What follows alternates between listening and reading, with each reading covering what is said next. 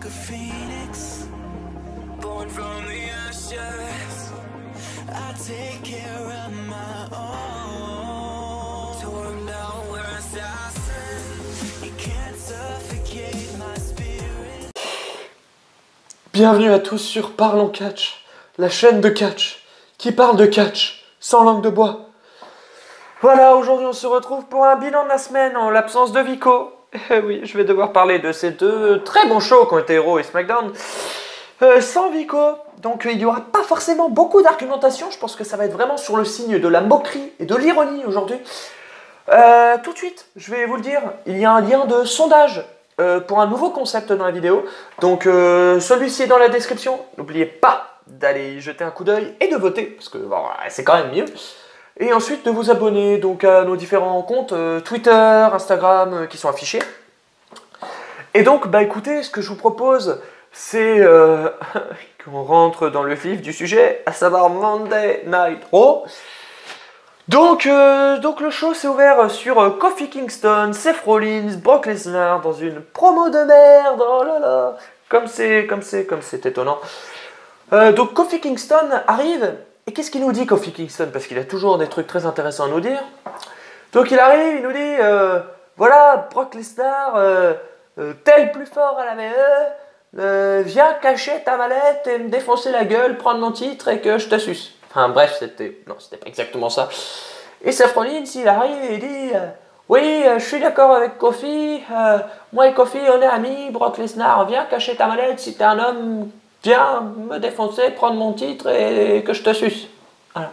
C'était un peu pareil. Du coup, j'ai un peu de mal à comprendre en fait le principe de ce script. C'est-à-dire que les champions veulent que le mec l'affronte. Enfin, genre Brock Lesnar qui est vendu comme la plus grosse puissance de la VE. Et ben Kofi et Seth Rollins disent bah oui, viens nous défoncer. Oui, c'est ça. Enfin, je sais pas, quand t'es champion, tu veux garder ton titre, non? Tu provoques pas le mec qui a la manette. Un petit peu débile. Du coup, bon bah, c'est ce qui s'est passé quand même, hein. Donc, bon bah écoutez, pourquoi pas, j'ai envie de dire. Brock Lesnar est donc arrivé, début de sa musique, et on a une musique reggae qui se déclenche. Et Brock Lesnar arrive avec sa mallette, comme si c'était une putain d'enceinte Bluetooth, voilà. Et le mec commence à faire des pas de danse. Donc Brock Lesnar, c'est officiellement malaise TV. Hein, maintenant, c'est officiel, voilà. Et alors, il est trisomique, con, relou, et c'est malaise TV. Brock Lesnar, l'asile se rapproche, voilà. D'ailleurs, on préférait tous le voir dans un asile que la VE avec la mallette du MTV, mais ce soit. Ne rentrons pas dans les détails.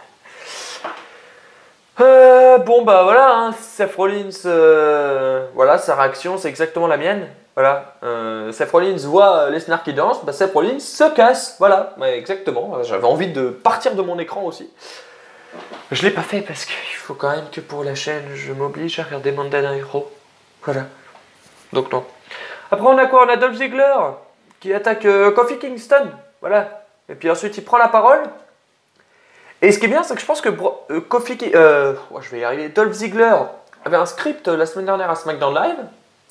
Je pense qu'il l'a mis dans une pochette, il l'a emmené avec lui au show à Monday Night Raw lundi, il a repris sa feuille froissée et il a redit exactement la même chose. Genre vraiment, le mec, c'était la même putain de chose qu'à SmackDown la semaine d'avant. Chapeau la VE, alors là, originalité nickel. Ensuite, on a un segment, on a quoi après? Oui, parce que je suis sur Vox Catch en même temps, parce que... Bon... Faut pas me demander l'impossible, hein, me remémorer ce qui s'est passé tout seul à Raw 3 jours avant, c'est quand même pas possible. Je veux dire, ça reste Monday Night Raw, donc il faut bien que j'ai une trame écrite. Donc après, on a quoi? On a les Uso, Drake Ah bah non, on passe. Ouais, Uso, Drake Maverick, Titus O'Neil, ça intéresse quelqu'un? Non, voilà, donc on passe. Voilà. On arrive à peu près à 1 heure de show et on a le premier match. Le premier match qui va vraiment te faire rentrer dans le show et t'intéresser à ce Monday Night Raw. J'ai nommé Shane McMahon contre le cousin de Roman Reigns, enfin pas Joe Anoa'i, Lance Anoa'i. Oui. Ah ouais, parce que ça intéresse tout le monde. Bref, match de merde. Le seul truc intéressant, c'est que le public chantait AEW. et Judas Effect, la prise que Chris Jericho a utilisée lors de Double or Nothing pour battre Kenny Omega. Et donc voilà, Roman Reigns arrive après, défonce Drew McIntyre, on s'en fout. La deuxième heure de show, Brock Lesnar, Paul Heyman, encore eux. Voilà, et apparemment Brock Lesnar est con. Voilà, encore une fois. Le mec, ça fait 14 ans qu'il a le MITB, il sait pas qu'il a un an pour cacher sa mallette, ce débile. Mais il est mignon, le Brock Lesnar, mais il a un petit peu gogol, non? Voilà, donc Paul Heyman a appris à Brock Lesnar qu'il avait un an pour cacher sa mallette. Du coup, qu'est-ce que Brock Lesnar dit à Seth Rollins? Seth Rollins, je cacherai pas ma mallette ce soir, tu sais pourquoi? Parce que j'ai un an pour le faire. Va te faire foutre. Ensuite, on a R-Truth, voilà. On a donc tout le monde qui joue au loup avec R-Truth. Tiens, je vais te toucher R-Truth, tout.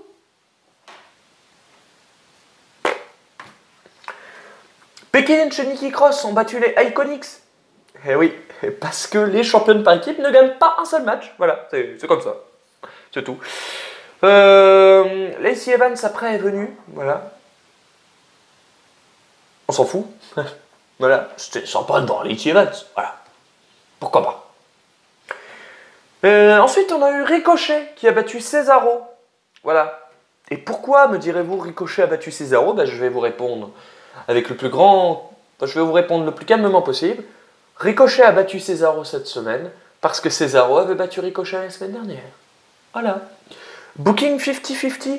La WWE se croit ingénieuse, sauf qu'en fait, ça prouve qu'on n'a pas de plan pour Ricochet et qu'on n'a pas de plan pour Cesaro. Du coup, c'est foireux, du coup, c'est de la merde, du coup, ça m'énerve. Voilà. Parce que Ricochet et Cesaro, moi, des poches solo, je dirais pas non. Voilà. Mais apparemment... Et on a eu le meilleur truc de la soirée après. Rey Mysterio qui nous annonce qu'il rend son titre des États-Unis. Ah c'était bien beau de lui faire gagner ça. Hein? Voilà, vous voulez décrédibiliser Samoa Joe? Donner le titre à Ray Ray? C'est utile, le mec doit rendre son titre. Génial. Après, donc on a encore les Usos et Revival. Cool, hein, on s'en fout. Et après, là, on a un truc intéressant. Vraiment, je me suis dit, c'était intéressant. Fatal 4-Way. Mais pour déterminer le challenger de Seth Rollins au Super Show mes deux, là, en Arabie Saoudite. Un match à élimination. Baron Corbin gagne après le premier tombé. Même l'aveu s'en bat les couilles de ses propres règles de match. C'est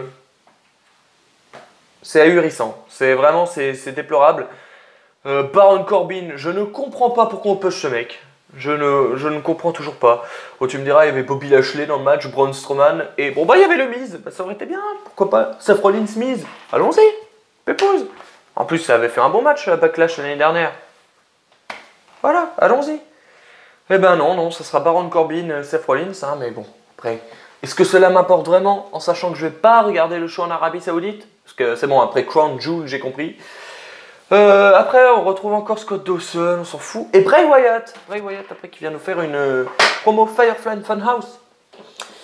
Écoutez, c'était assez intéressant, mais bon, je veux juste voir Bray Wyatt revenir sur le ring, en fait. Genre, que ce soit pour promo ou pour catcher. Là, ça fait presque un an qu'on voit plus Bray Wyatt. Ouais, je baille.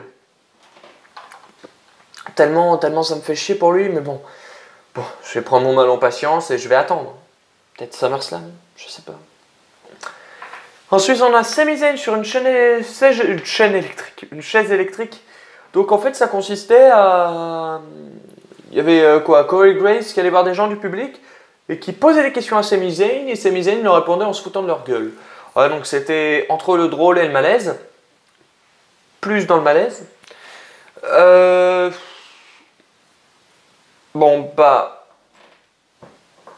C'était... Ouais, non, il n'y a vraiment rien à dire en fait. C'était juste débile. Le seul truc qui était intéressant, c'est Sami Zayn qui mentionne la AEW, quoi. Donc... vous pouvez plutôt me poser des questions sur la AEW. Ouais, voilà, c'est tout. Sinon, faut arrêter parce que Sami Zayn est bon en promo. Arrêtez de lui donner des trucs scriptés comme ça, horriblement nuls à chier. Vraiment, c'est pas bénéfique pour lui, quoi. Ensuite, on a Seth Rollins qui vient.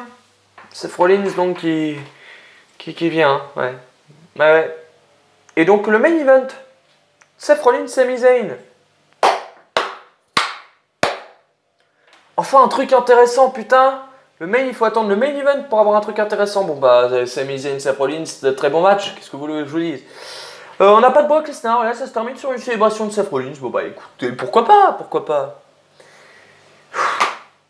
Moi, ce que je trouve triste, c'est qu'on en vienne à un show de la VE en 2019, là, à trouver Brock Lesnar, enfin, à se reposer sur un Brock Lesnar divertissant. Parce que, bon, c'était nul, mais ça avait le mérite d'être divertissant.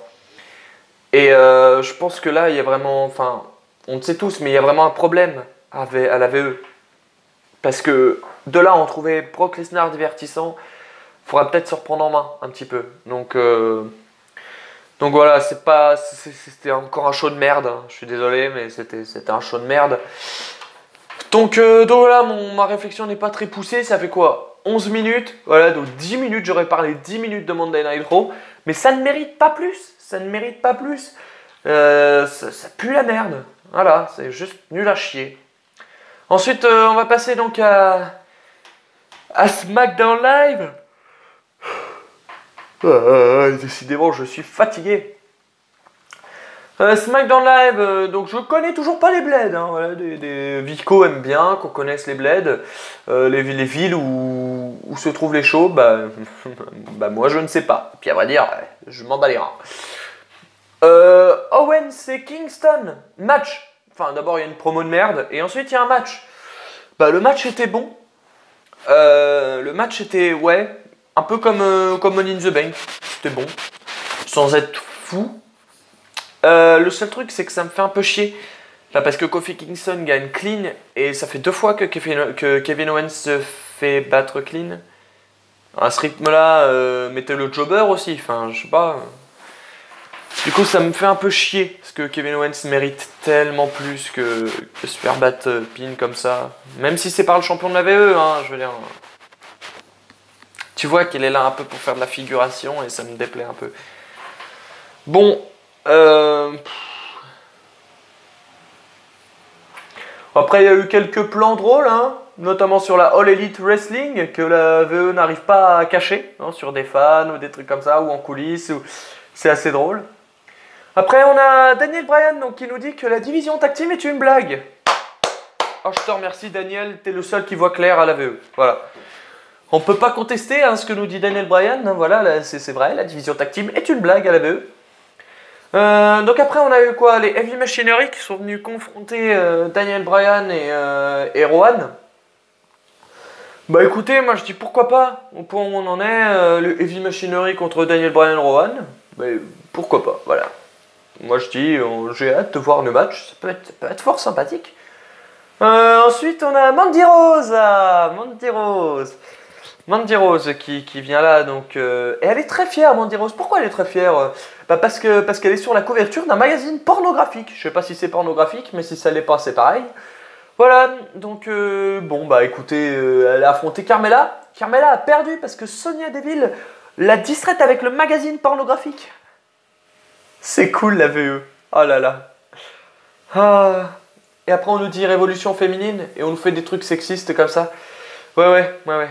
Non en vrai, Mandy Rose était plus là pour un truc musclé fitness mais pornographique. Qu'est-ce qu'on a après ce match de merde? Jinder Mahal. Ah bah génial, de mieux en mieux. Ouais, Jinder Mahal qui tente sa chance au titre 24/7, hein, mais R-Truth parvient à s'en débarrasser, voilà. Et puis qui arrive encore une fois? Drake Maverick revient nous hanter, voilà. Drake Maverick, et il rejoue au loup comme Arrow, on rejoue au loup, décidément on aime bien jouer au loup sur plusieurs jours à la VE. Ensuite on a Aleister Black. Waouh. Non, en fait, rendez-nous Aleister Black s'il vous plaît. Rendez-nous, faites-le catcher, rendez-nous Aleister Black, j'en peux plus de ces promos en backstage. Voilà. Ça commence à être là. On s'approche de la moitié du show là. Shane McMahon, la soirée d'appréciation de Shane O'Mac. Ouais.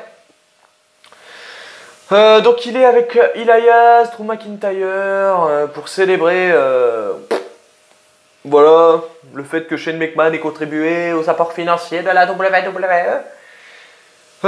C'est une vidéo, on a une vidéo qui retrace sa carrière, bon bah cool. Et après on a eu la blague de la soirée, hein, Shane McMahon qui a loué le travail de Kevin Dunn. Mais fallait pas faire ça, Shane. Fallait pas. Tu ne dis pas que Kevin Dunn fait un bon travail. Parce que sinon, t'as des mecs qui te lancent des burritos dans la gueule. Voilà. Moi, ça me fait rire. Je le prends toujours à la rigolade, cette vidéo, parce que là, vraiment, je sais pas quoi faire d'autre. Il faut rigoler. Vraiment, c'est pour ça que cette vidéo va pas durer très longtemps. J'ai pas besoin de développer une argumentation. Je n'ai pas l'envie. La VE nous propose des shows de merde chaque semaine. J'en ai marre de me répéter depuis la création de cette chaîne sur ce qui va pas. C'est toujours la même chose. Donc là, je préfère le prendre à l'ironie, faire une vidéo qui va être divertissante et assez drôle, plutôt que de faire un truc où je suis déprimé, où je dis ah, ça va pas parce que voilà, on s'en fout de Shane McMahon, Roman Reigns. La rivalité n'est pas très bien construite parce que je pense que dans la proportionnalité du fait que ce soit intéressant, et ben, je pense que la rivalité n'est pas bien répartie, le temps de parole n'est pas assez équivalent par rapport à... Ah, ta gueule, c'est Lian, voilà. Du coup, non, je voulais juste dire que je préfère faire une vidéo courte, ironique, que ça. Et d'ailleurs, la VE nous fout de notre gueule aussi, se fout de notre gueule, voilà. Parce que bah, quand tu loues le travail de Kevin Dunn, c'est juste que tu fais un gros fuck aux fans, en fait. C'est genre... vous avez vu Kevin Dunn, c'est un bon mec malgré le fait que vous le critiquez. Voilà. Qu'est-ce que vous voulez que je vous dise? Je sais même plus il y a eu quoi après. Ça part totalement cacahuète ce show, mais c'est n'importe quoi. R-Truth encore avec Drake Maverick, mais on s'en fout. Si, bah du coup ça a permis, bah ouais, oui, voilà, ça a permis à Elias de prendre le titre. Voilà. C'est bien, il aura conservé 1 heure, hein, de toute façon. Charlotte Flair, Lacey Evans. Bon, bah après on a eu un match Bayley-Lacey Evans. Bayley battu de Lacey Evans après un bon match de merde. Donc ensuite Lacey Evans s'est énervé, attaque Charlotte Flair, et puis après une petite baston, et puis c'est tout, et puis on s'en branle. Voilà, de toute façon, faut trouver de quoi remplir un peu la division féminine, hein, parce que bah encore une fois... La VE prône la révolution féminine, mais d'un autre côté, elle accepte le pognon de l'Arabie Saoudite avec des shows où les femmes n'ont pas le droit de catcher. Du coup, des matchs pour les championnats, ben, il n'y en aura pas tout de suite à la VE. Donc, les matchs pour le championnat féminin. Donc, faut bien combler un petit peu, et puis bah, nous mettre des matchs de merde, des segments de merde, quoi. Enfin, c'est à peu près ça, hein, ce qu'on a. Donc, ouais, c'est moyen, en fait. Plus je regarde les résumés de ce show, parce que vraiment je me rappelais plus de ce qui s'était passé à Raw, à SmackDown, plus je me dis que c'est anecdotique et que c'est déprimant qu'on ait d'un côté le Double or Nothing de la AEW qui était vraiment réussi, et qu'après on ait ces shows-là, quoi, vraiment. Main event de cet épisode, Roman Reigns R-Truth contre Elias Drew McIntyre. Ça donne envie, hein, ça donne envie, vraiment. On est content là de ce qui se passe. Match de merde, Roman Reigns, Elias gagne. Non, Roman Reigns, R-Truth gagne. R-Truth en profite pour reprendre le titre 24/7 à Elias. Bon bah écoutez, voilà. Et SmackDown se termine par une célébration de R-Truth et Roman Reigns. Voilà. Quel bon show. Bon, c'était un épisode de SmackDown un petit peu plus intéressant que Raw. Mais on n'a pas eu Dolph Ziggler, c'est assez bizarre, je crois qu'il devait être là, je sais plus pourquoi, mais... Et c'est assez déplorable quand même ce qu'on a. Je veux dire, j'ai fait une vidéo, bah là ça fait 19 minutes, bon avec l'intro on va dire une vingtaine de minutes. La vidéo va durer une vingtaine de minutes, j'aurais parlé des 2 shows. J'ai tellement rien à dire, c'est tellement vide, ces shows ils sont vides. Et du coup mon argumentation est vide aussi en fait, c'est aussi simple que ça. J'ai pas envie de me faire chier à détailler alors que la VE nous fait pas chier, se fait pas chier à créer des bons shows, voilà. Donc c'est un peu une sorte de fuck que je leur fais, même s'ils s'en foutent hein, les dirigeants de la VE, Mais voilà, moi je me fais pas chier à faire une vidéo où j'argumente ce qui va pas. Non, non, c'est juste de la merde, je me moque de la VE et c'est tout ce que je fais en fait. Parce que sinon on s'en sort pas. Je suis un peu déprimé, vraiment, je sais pas trop quoi vous dire. À part que, voilà, j'espère que Vico va vite m'aider à revenir sur la chaîne. Et qu'on va réussir à s'accorder pour faire des vidéos ensemble. Parce que lui arrive à détailler, moi je n'y arrive pas, j'en suis incapable, j'en ai même pas l'envie. Voilà. Donc écoutez les amis, n'oubliez pas le lien du sondage, n'oubliez pas de mettre un j'aime si la vidéo vous a plu, à vous abonner à la chaîne si ce n'est pas déjà fait. Et puis bah écoutez, on se retrouve pour une prochaine vidéo, peut-être pour parler du futur concept de la chaîne. Donc voilà. Peut-être pour une preview de NXT 25 aussi, le prochain takeover. Je vais en parler avec Vico, on va voir ce qu'on fait. Écoutez, portez-vous bien, prenez soin de vous et à la prochaine.